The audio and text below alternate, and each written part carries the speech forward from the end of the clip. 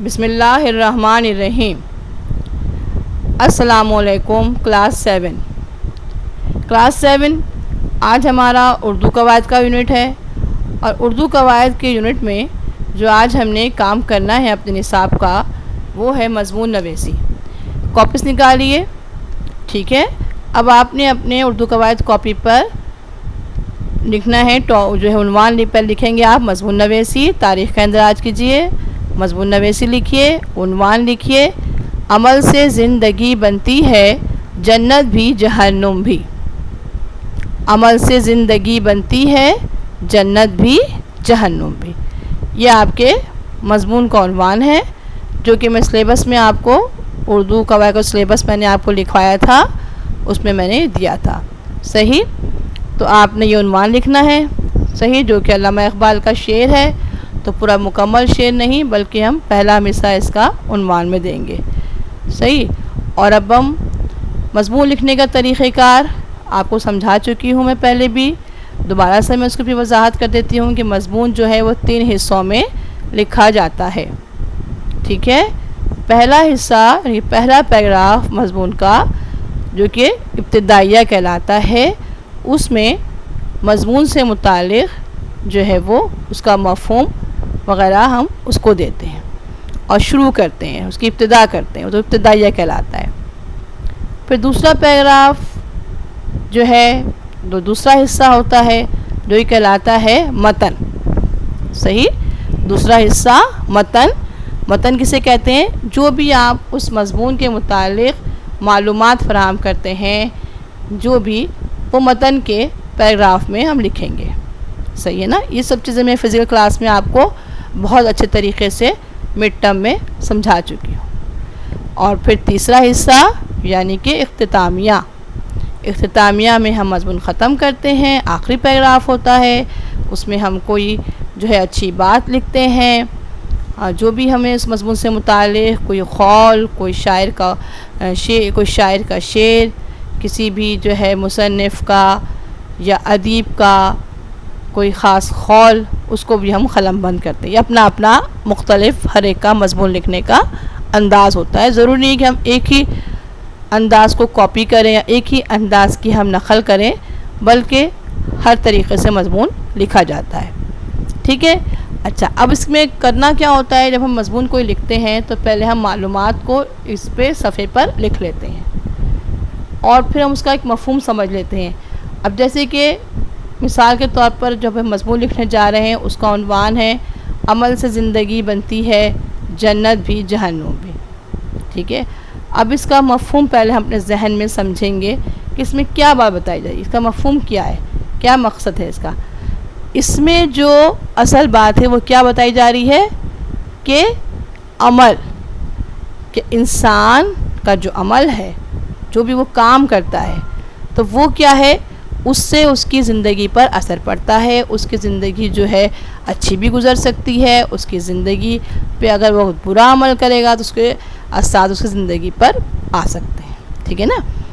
اب یہاں کیا ہے، اب یہاں جو ہم نے ایک شاعر کا مصرع لیا ہے، اور شاعر کون ہے؟ علامہ اقبال ہیں، ان کا ہم نے شعر کا پہلا مصرع جو ہے اس کو ہم نے عنوان دیا ہے، ٹھیک ہے۔ اور اب ہم اس کو باقاعدہ اس کا آغاز کرتے ہیں کہ اس میں کیا آپ لکھیں گے۔ وہی جیسے میں بتایا، ضروری نہیں کہ جو میں کہوں آپ نے وہی لکھنا ہے، میں صرف آپ کو ایک جو تفہیمی انداز میں اس کو میں بتا دوں گی، کی ورڈز ہیں، اپنی رائے کا اظہار کروں گی، ٹھیک ہے۔ اور آپ کی اپنی رائے ہے، آپ اپنے طریقے سے لکھیں گے، اپنے الفاظ میں لکھیں گے، ضروری نہیں کہ آپ وہی جو الفاظ میں کہوں اسی کو لکھیں، نہیں، ٹھیک ہے۔ آپ کا اپنا نظریہ، اپنا خیال وہ آپ لکھیں گے۔ تو اب دیکھیں علامہ اقبال نے جو بات بیان کی ہے یہاں پر، عمل سے زندگی بنتی ہے جنت بھی جہنم بھی، ٹھیک ہے۔ تو ہر چیز میں کیا چیز، زندگی جو ہے وہ کس پر منحصر ہے؟ عمل پر منحصر ہے، اور ہم جتنے اچھے عمل کریں گے تو اس کا نتیجہ اچھا ہوگا، ٹھیک ہے نا۔ آپ کوئی بھی کام کرتے ہیں، کام کا آغاز آپ کرتے ہیں کسی بھی کام کا، وہ اچھا ہوتا ہے تو پھر کیا ہوتا ہے، اس کے نتائج اور اس کے اثرات اچھے ہوتے ہیں۔ مگر اگر ہم نے کوئی برا کام کر دیا تو تو ظاہر ہے پھر اس کے اثرات برے پڑتے ہیں۔ تو انسان کی جو زندگی ہے اس کا دار و مدار عمل پر ہے۔ اللہ تعالیٰ نے انسان کو عمل کرنے کے لیے ہی بھیجا ہے۔ زندگی کا جو ہمارا مقصد ہے وہ کیا ہے کہ ہم جو ہیں وہ اچھے عمل کریں، ٹھیک ہے۔ اب اس اچھے عمل کا دائرۂ کار میں عبادات بھی ہیں، معاملات بھی ہیں، ٹھیک ہے، تعلقات بھی ہیں، سب کچھ اس میں اسی کے دائرۂ کار میں آتے ہیں۔ تو دنیا جو ہے وہ کیا ہے؟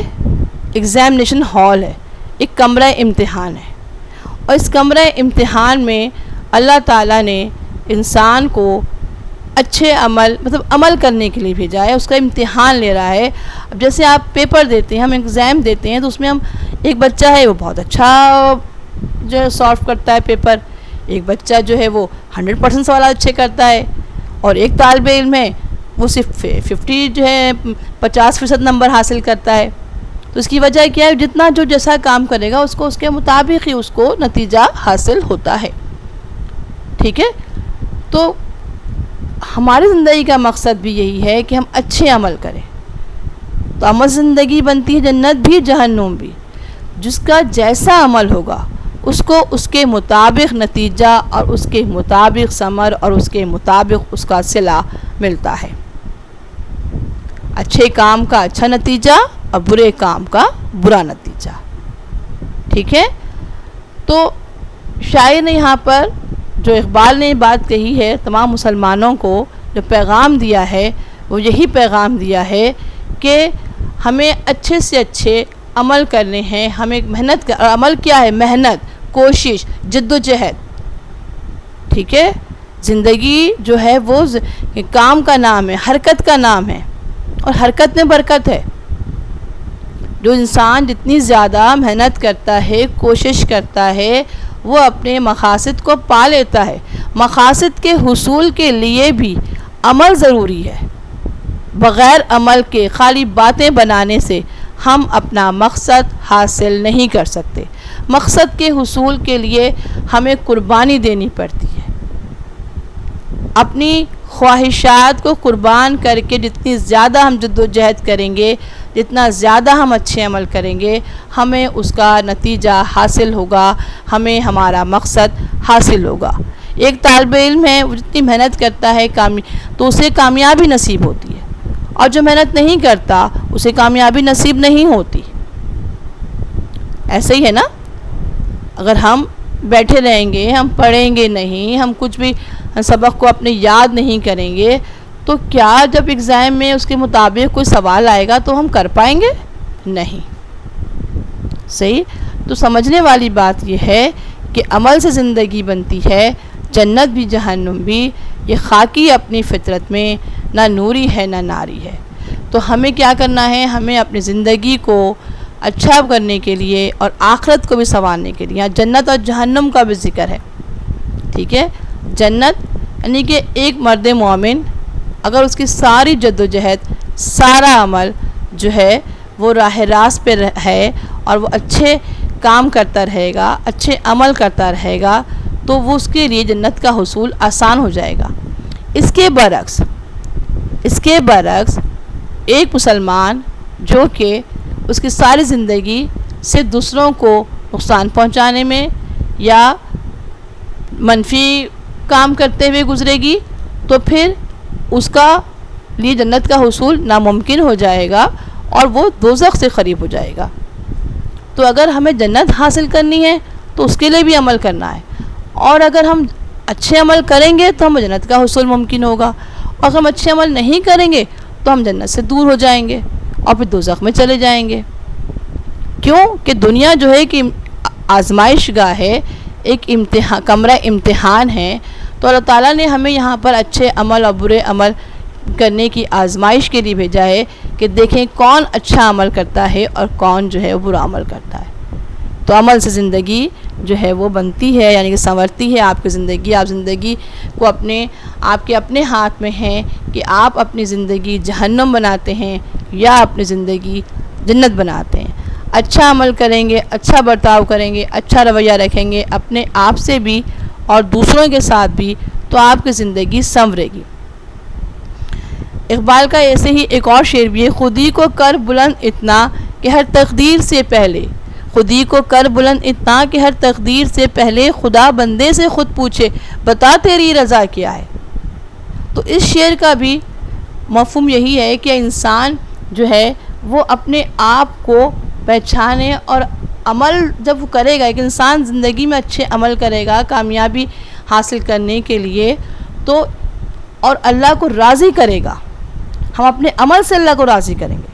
اب عمل جو ہے نیک اعمال بھی ہیں اور برے اعمال بھی ہیں، ہم نیک عمل بھی کرتے ہیں برے عمل بھی کرتے ہیں۔ جب ہم نیک عمل کرتے ہیں تو ہم اللہ کو راضی کرتے ہیں، اور جب کوئی مسلمان اس بلندی پر پہنچ جاتا ہے، اس مرتبے پر پہنچ جاتا ہے کہ اس کے اعمال اتنے اچھے ہوتے ہیں کہ وہ اپنے رب کو راضی کرتا ہے، وہ متقی بن جاتا ہے، تو پھر کیا ہوتا ہے، اس کے لیے ہر چیز اللہ تعالیٰ اس کو دیتا ہے، ہر چیز کا اس نے وعدہ کیا ہوا، جنت کا بھی، ٹھیک ہے، اور وعید کی بھی ہے برے عمل پر دوزخ کی، اور خوشخبری دی ہوئی ہے، نوید کی دی ہوئی ہے اچھے عمل پر جنت کی، ٹھیک ہے۔ اچھا، اب آپ نے بچوں یہ کرنا ہے، میں نے آپ کو ایک طریقے سے سمجھا دیا، ٹھیک ہے، یہ میں آپ کو ڈکٹیٹ نہیں کروا رہی ہوں، اس میں سے آپ اس کو سمجھ کے اس مضمون کو آپ کریں گے خود، کیونکہ میں یہ چاہتی ہوں کہ آپ مضمون خود لکھیں۔ اگر میں آپ کو ڈکٹیٹ کروا دوں تو پھر آپ کی اپنی صلاحیت جو ہے وہ نہیں ہوگی، آپ اپنی صلاحیت سے کچھ کر نہیں پائیں گے۔ اس کے لیے ضروری ہے کہ آپ جو ہے اس کو پڑھیں، سمجھیں، اور اپنے الفاظ میں مضمون خود لکھیں، اس کا مفہوم سمجھیں کہ اس عنوان میں کیا بتایا جا رہا ہے، ٹھیک ہے۔ تو اس کے بعد آپ نے خود لکھنا ہے، ٹھیک ہے۔ اچھا بچوں، اگلی کلاس تک کے لیے مجھے اجازت دیجیے، اللہ حافظ۔